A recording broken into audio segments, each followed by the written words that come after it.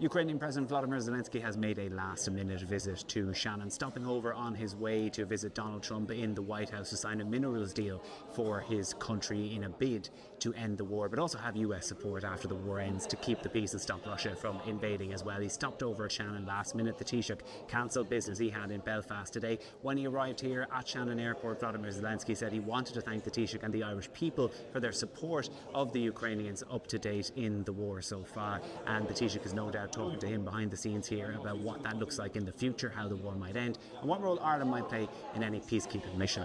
In the first instance, he was very thankful to the people of Ireland for Ireland's sustained support of the Ukrainian people and of Ukraine as they battled through this terrible war.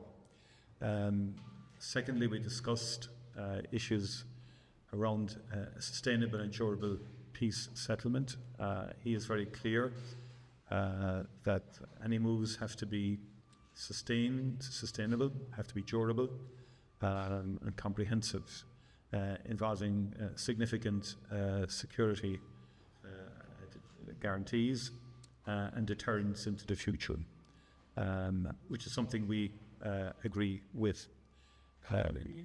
We made it clear that we would push very strongly for an accelerated timeline in terms of Ukrainian membership of the European Union. He's very keen on that. It's a priority because in itself it gives certain security guarantees to Ukraine, but economically also it opens up very significant opportunities for Ukraine into the future.